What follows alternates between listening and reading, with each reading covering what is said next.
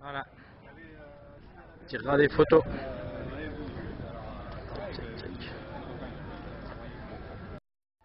Vous pouvez fonctionner un petit peu n'importe quoi, le diesel bien sûr, mais également de l'huile de palme, et si vous mettez de l'huile de vidange dedans, ça fumée noire, donc ça avance quand même. Donc toute formatrice, c'est un petit stick, vous pouvez le voir. Véhicule assez agile, mais très lourd. Et Bruno est quand même venu au volant de son GBU, directement délivré. On va arrêter après,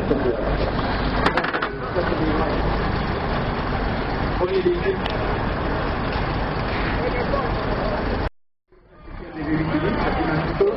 270 chevaux avec une boîte à 8 minutes derrière avec un relais à commande très sélectif pneumatique, c'est-à-dire que vous avez un bouton simplement pour déclencher le relais en question parce que plutôt que vous appuyez sur le pédale d'embrayage, ça pense tout seul. Voilà.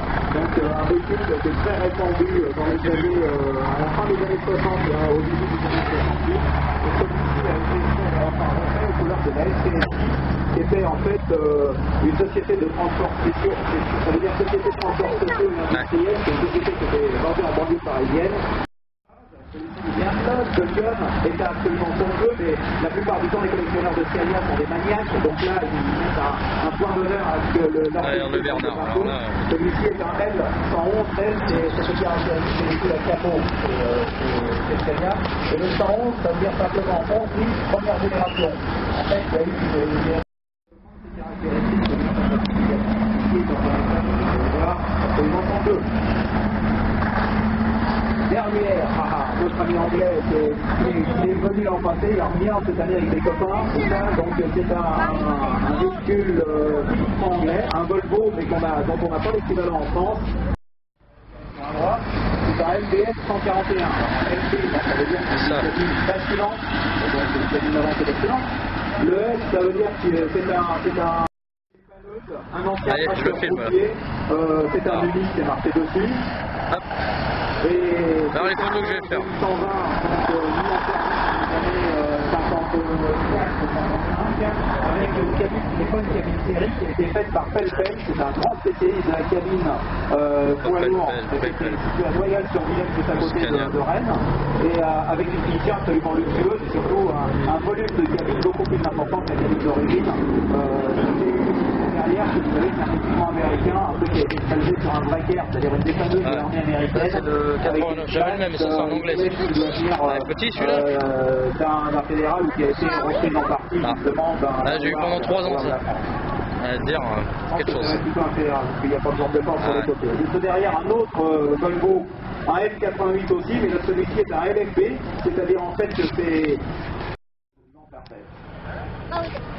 Donc vous avez toujours comme moteur un cylindre de 10 litres dedans qui fait à peu près dans les 270 chevaux également. Ça c'est un des premiers modèles avec petite calandre en aluminium avec les essuie-glaces montés en haut. Après les essuie-glaces sont montés en bas et la calandre sera réalisée en ABS noir exactement comme l'exemplaire des transports ferrés. Attends les chevaux. Juste derrière vous avez un Iveco, mais Iveco c'est donc l'entreprise sous la bannière de laquelle Fiat avait rassemblé les marques évidemment Fiat, mais également OM, Lancia, Magirus 200 en Allemagne et unique en France. Et 190-38 veut dire simplement 19 tonnes de poids total, c'est en quinto à la base italienne, et 338 veut dire 380 chevaux. En fait 381 c'est un V8 qui l'équipe et celui-ci est un rare exemplaire de la série Le Mans.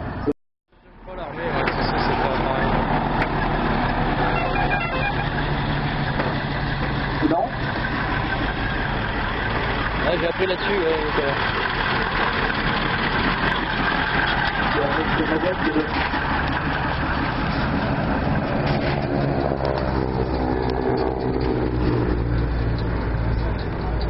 C'est beau. Magnifique son camion.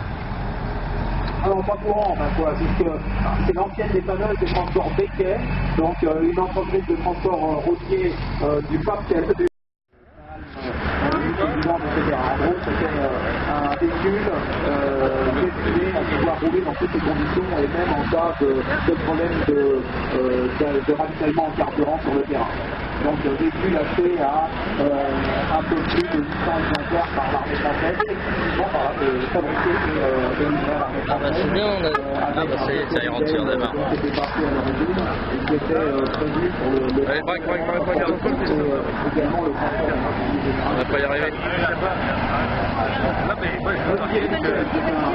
Un grand collectionneur du Loiret qui avait beaucoup de choses, qui a commencé ces derniers temps à traquer les Ah oui, il a fini son tour.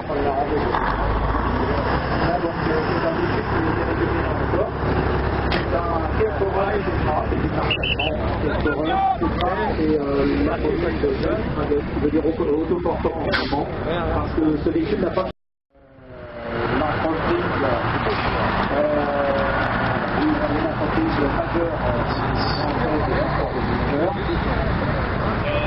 le PR, c'est à peu près en courant 72 et dont la fabrication est